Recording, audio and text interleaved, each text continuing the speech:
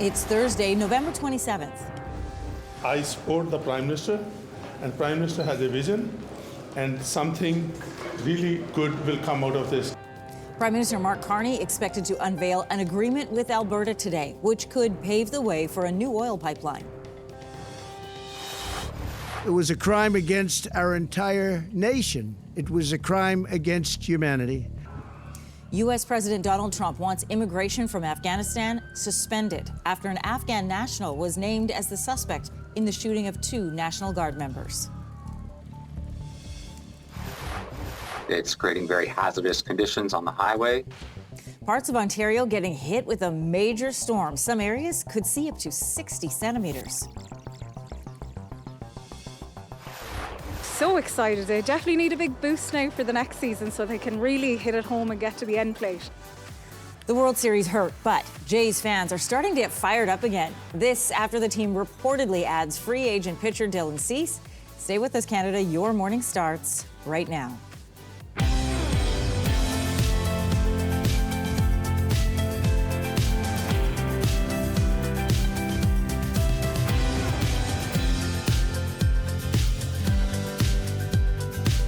Good morning, Canada. Welcome to Your Morning. I'm Anne-Marie Mediwake. Good morning. I'm Lindsey Deluce. I'm Kelsey McEwen. Hopefully your Thursday's off to a good start. You are busy today. Yeah, we're going to get to a lot of the weather conversations in just a moment. Let's start with Prime Minister Mark Carney.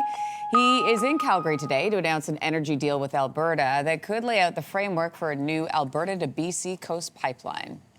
I support the Prime Minister, and Prime Minister has a vision, and something really good will come out of this. Very good conversation.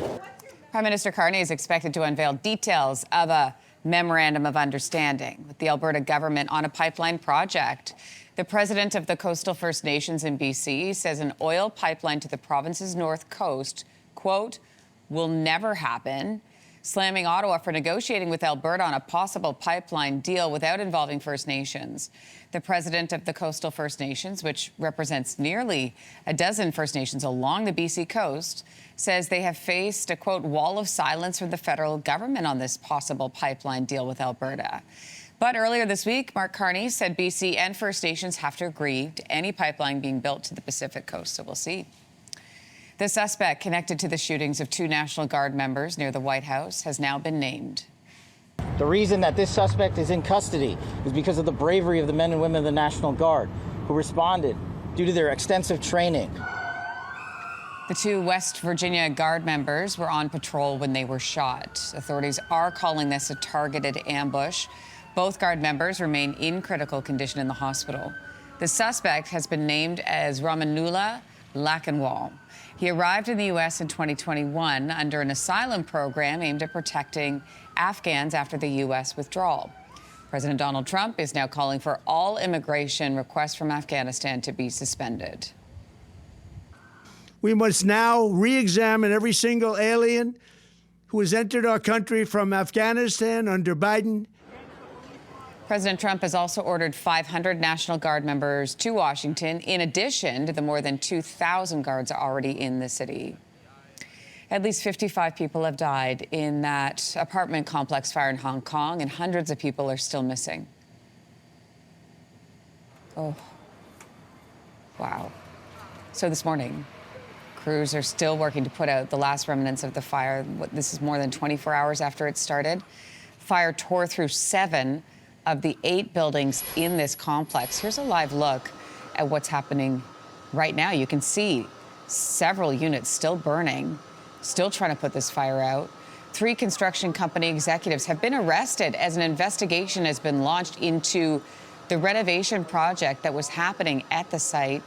Nearly 300 people are still missing, and of course, families desperately waiting for news.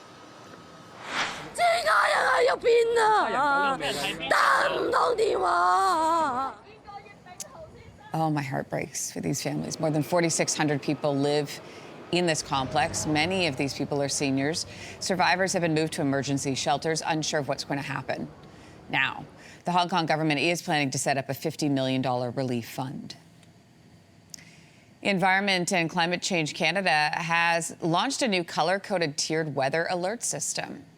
It just so happens that we are right on time for this winter storm. And so we hope that the color-coded weather alerts will allow the public to understand better their risk from this winter storm. Instead of stating the hazard and alert type, new alerts will now also include a color level. So yellow means hazardous weather, orange, severe conditions, and red for very dangerous and possibly life-threatening weather. Officials say the new system is a move toward more impact-based alerts as opposed to threshold-based forecasting. This is happening as Ontario and Quebec are getting hit with a major storm, with some areas expected to see up to 60 centimetres of snow. We're getting a high volume of snow in addition to high winds, and it's affecting a large area of our region in the Cochrane, Kapuskasing, Timmins, and now towards Hornpain and White River as well. It's creating very hazardous conditions on the highway.